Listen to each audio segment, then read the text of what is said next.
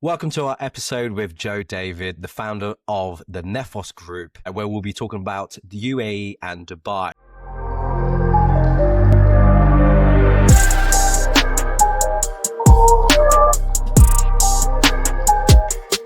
Joe's actually a business partner of mine who heads up operations in the UAE. Joe, welcome to the episode. How are we doing? Yeah, I'm good, mate. Thanks for having me. Nice to get some of our many conversations down on camera for the works for people to hear. It's like they're a fly in the wall, I guess, for this episode. It certainly is. They get a more polished version, maybe, of some of the conversations we have, but an insight into some of the conversations that we're having. No, absolutely. I think it'll be a great one for our viewers, certainly. So, Joe, tell us a bit about yourself and as an introduction as to who you are and what you do more specifically. Yeah. So I set up Nephos, so it wasn't Nephos at the time, but what's now known to be Nephos, about 12 or so years ago, with the focus that we would support business owners and entrepreneurs in a much more proactive manner. So that's where we've kind of set ourselves out from. Fast forward that super quickly onto 2018, which was when we first got into crypto, more by local judgment. And I think the comment from the client at the time was, although I said I didn't know loads about crypto, the fact that I was willing to even have a conversation with him put us a million miles ahead of the rest of the people at that point in time. So that's when we first got into crypto, but it really kicked off for 2020 and then 2021. Yeah, and it's been a hell of a journey since then. Let's be honest. Am I right in saying you recently left the UK yourself and now live in Dubai personally? Yeah. So 2 years ago, in fact, 2 years next month. So July, it'll be 2 years. Yeah, I wouldn't look back, put it that way. Yeah, I clearly got the short straw on this partnership here, but I do not mind. So talk to us about the tax in Dubai, Joe. Most of our listeners want to know why would we move to Dubai? Is there any tax implication? What's the tax savings? And that type of things. Tell us a bit about that. Yeah, sure. So I won't steal any of your specific thunder in terms of the UK side of the tax. So we'll focus solely on the Dubai side, which actually is a very simple conversation in that there is no personal income tax or capital gains tax in the UAE. So I mentioned to you before we came on, we need to probably refer to the UAE, which is the country, and then Dubai is an emirate or a city within the UAE. Yeah, there's 0% personal tax and capital gains tax on individuals here in Dubai. They recently as June 23, so just before I came out, they introduced corporate tax at 9%. But there is a small business relief of 3 million dirhams, which is roughly £800,000, something like that. So if your revenue is below £800,000, roughly, then you can claim the 0% exemption. But anything over that, you would pay this 9%. So even that is still a very favorable tax rate. I think the top rate for the UK at the moment is 25 from a corporation tax perspective. So it's still very favorable, but they have started to introduce tax. And there is also, just quickly, there is also VAT, 5%. So again, much lower than in the UK, but there is a VAT to consider. What is the VAT threshold in the UAE? So it's actually very similar to the UK. It's 375,000 dirhams, which is roughly about 85,000 pounds, something like that. So very similar to the UK. Okay, that's fine. For those that are listening in that have crypto assets, what we're essentially saying is, as long as they don't dispose of it in the UK, they could theoretically, and we'll touch upon this a little bit later on, they could leave the UK for tax purposes into Dubai or the UAE as a general rule of thumb, dispose of said assets, and as long as certain criteria are met, they could pay 0% tax, correct? Yeah, correct. Fantastic. So we're talking about people who are making a lot of money in the crypto space, potentially looking into Dubai. I suppose the next question would be, okay, let's say I'm in a position where I've got £1 million of unrealized gains and I want to save up to 24% tax on that by going to Dubai. How would I actually get there? What's the sort of process? Is there any hurdles I need to meet from a Dubai perspective? Yeah, or UAE perspective, sorry. Yeah, sure. No, it is a slightly more arduous process, if you like, than us Brits, I think, typically understand, because we're very lucky in the UK, and we forget this. Or I say we in the UK, I'm not in the UK, but you get my point. We're very lucky as British people with British passports that we can go and travel pretty much anywhere in the world, and we don't really have to worry too much about how that visa works and whether we can get a visa. Pretty much every country in the world will allow a British passport holder to enter for most of the ones you want to go to anyway. Probably the ones that won't let you in are probably the ones you don't want to go to anyway. So we're very lucky in that sense. Now, what actually happens in the UAE is you need to apply for a visa in the UAE. So you need a residency visa. And there's a couple of ways you can do that. The first way you can do that is you can be sponsored, right? So you can be sponsored by a company. That can be your own company, or that can be another person's company. So let's say, Jamie, that you wanted to move out to the UAE. Nephos. This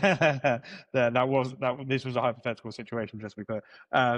The Nephos UAE entity that we have would sponsor you as an employee of that entity, and then we would apply for your visa that way. So that's one way you can get a visa, is through a sponsorship from an entity. Now, that, just to be clear on that entity can be your own entity.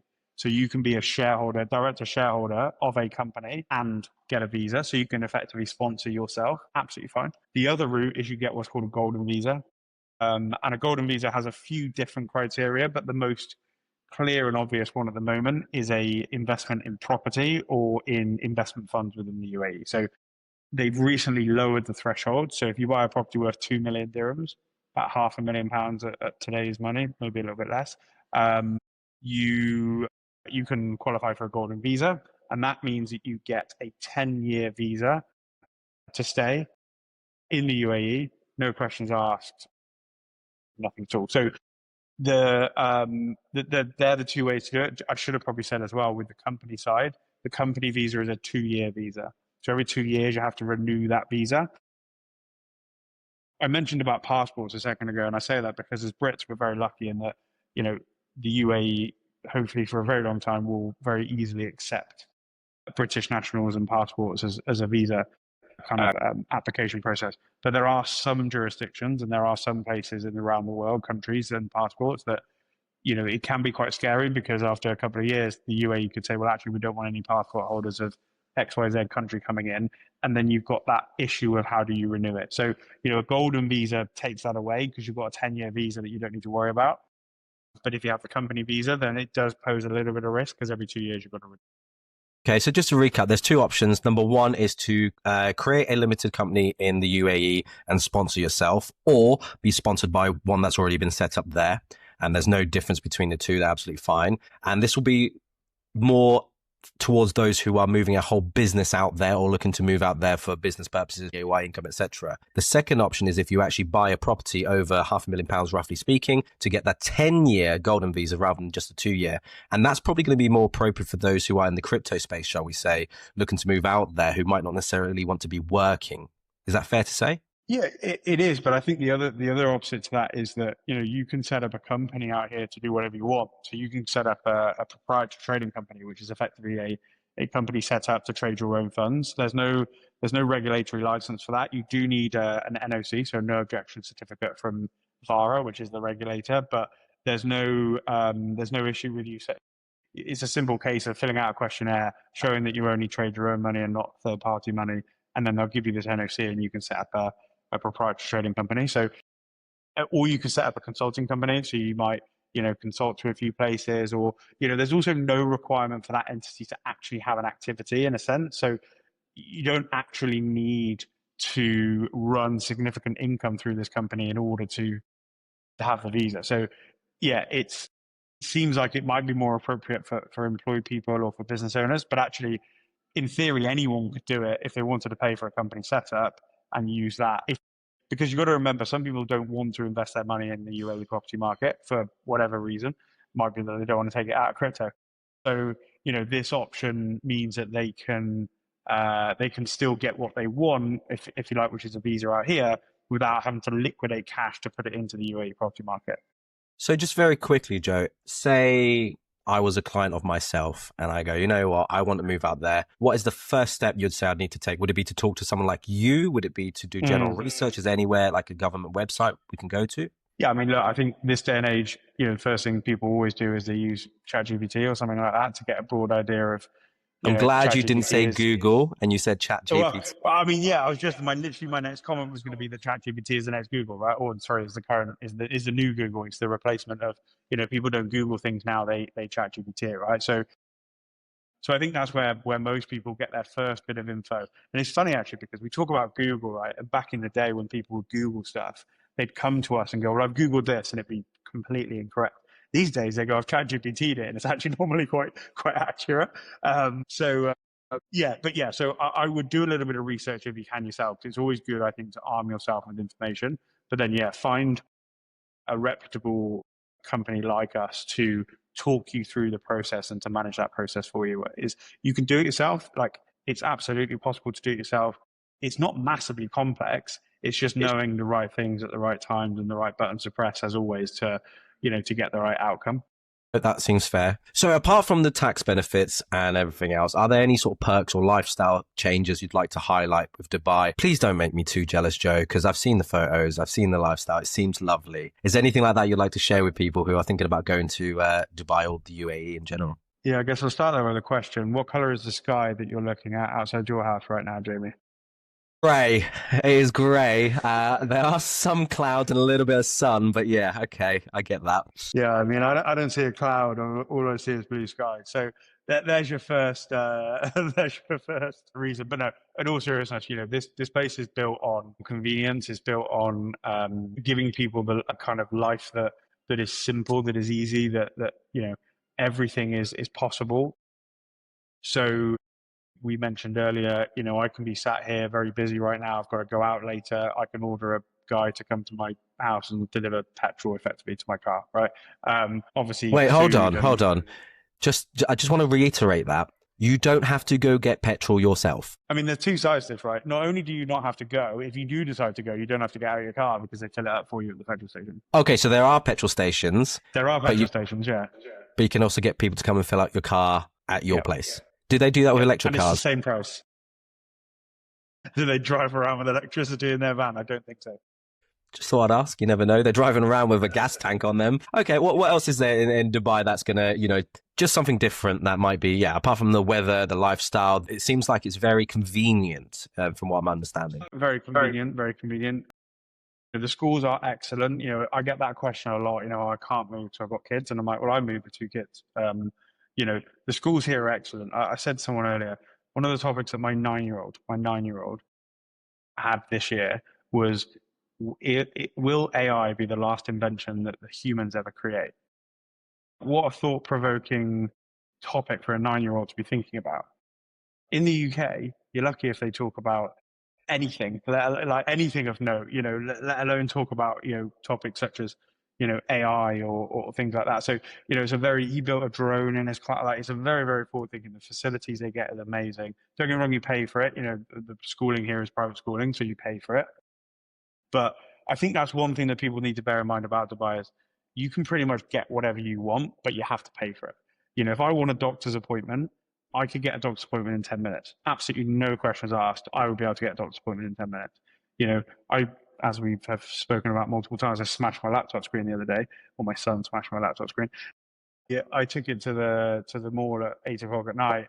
At 9:30, the guy rang me to tell me how much it was going to cost. You're not getting that in the UK. Do you know what I mean? So there's all those sorts of things. But I think the other thing for me is this place gives you everything, right? So it gives you a city, it gives you the beach, it gives you, place where fine dining restaurants, it gives you, all the different theme parks your kids could want to go to. They've got a Disney coming in Abu Dhabi in a few years' time. Like, for me, it gives you everything in one place. And so for me, I wouldn't change anything. Okay, that's fair. In terms of any quick case studies we can talk about of clients have successfully done this, is there anything you can talk about them and how their life has changed or tax bill has decreased or any issues they may have faced? Perhaps none in moving out to Dubai. Yeah, I think, and that's the other thing to be clear, right, is this place is each to their own. For some people, it's the greatest thing they can do. For other people, it's not.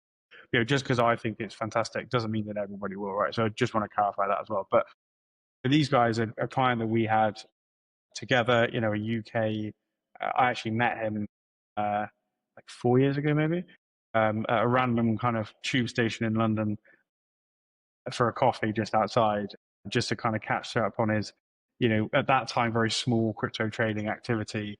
Did a year or two's tax return, you come along, he builds up and up and up. And then the conversation goes, well, actually, this tax bill now is getting so big that actually I need to consider some tax planning. So, we talked to him about moving to Dubai. He left the UK, moved to the UAE, and we're talking tens of millions in gains here. So we're talking significant tax savings by moving to the UAE. He moved to UAE. I'm very much simplifying this, but then liquidated all those assets, crystallized those gains, and then again, in principle, as long as he doesn't return as a tax resident to the UK within 5 years, then in theory, all of those gains that he's liquidated here are tax free as far as the UK are concerned when he returns potentially in 5 years. So his life now, he's living in a beautiful place on the marina. He's got a very nice car. All those sorts of different bits and pieces that yes, he probably could have got those things in the UK, but it would have been tighter because he would have had a huge tax burden with HMRC. So so for him, he again a crypto trader, but he has a company. It doesn't do anything really. It's just to house his visa in. So same scenario that we talked about. So I think that's a really good case study of somebody but he does it properly. I think he actually got 2 people to do statutory residence tests for him because he wanted to make sure that he was really, kind of solid on it. He tracks his days very diligently. All those. So he's doing it like kind of proper. He's not kind of cutting any corners or anything like that. So if you do it like that and you do it properly and the money's worthwhile, then the savings can be astronomical and life changing. Yeah, absolutely. And it's just one of many success stories with this type of thing. And as you mentioned, the statutory residency test, that is extremely important. So anyone listening, it's not a case of you can just go out there and it will be fine like that. There are many things you need to deal with. And one of them is the statutory residency test for the UK. So for example, if you were to go out there and do all this, but then you were to fall back into the UK tax system within 5 years, you're probably going to have to pay the UK all those taxes as if you were a UK tax resident. And we don't have enough time to go through that in this particular video. So depending on how popular this video is, we might have a separate video on the statutory residency test separately on that. But Joe, thank you so much for coming along and giving us your insight on all this. Before we go, and I haven't given you a heads up on this, but I want to know one last question before you go and we sign off. What are your predictions on the crypto market within the next year? Do you see anything going crazy? Do you see anything changing? This is not financial advice, but I just want to know your thoughts. It's really interesting because, for the past 6 months, I've been sat there going, is today the day? Is today the day that we really take that next leg up? And then every time I think that, we drop back down to levels that were lower than they were the day before. However, what we have to say is, today I'm disappointed because Bitcoin is now at 104, right? Why am I disappointed that Bitcoin is 104? A month ago, probably it was 85 or 90 or whatever, right? So we've got to remember where we are. I think people get very distorted at the moment because alts haven't done as well as Bitcoin. Bitcoin's done very well in the grand scheme of things. So look, I spoke to a client of ours who's a crypto online influencer educator. He is still absolutely bullish that there is an alt season coming. So look, I hope so. Because I have some stuff riding on it, but it's I guess it's a difficult world out there right now. Lots of geopolitical stuff going on, and even you, Jamie, on your channel the other day mentioned about the Trump Musk stuff, and like all these things are out of our control. And as bullish, the one thing I would say is this industry is super bullish right now. All the news is coming out. Everything that's happening within the industry is super bullish. So all it needs now is the kind of macroeconomics around it to get stable. And I think we're off to the races. You and I have made a living out of this. So yeah, we have to be bullish. And I agree, the sentiment overall seems to be somewhat bullish. But no, thank you again for joining us, Joe. Hopefully we'll see you in another one. If anybody wants to get in touch with myself or Joe, details will be below. We're always happy to answer questions, of course, in the comments. Any direct questions, please do follow us on all social medias. And that's for the Nephos Global, Myna, Nephos Group, Joe himself, and of course myself as well. Hopefully you've enjoyed this, and we look forward to seeing Joe hopefully again in the future. Cheers, mate. Thanks, Jamie.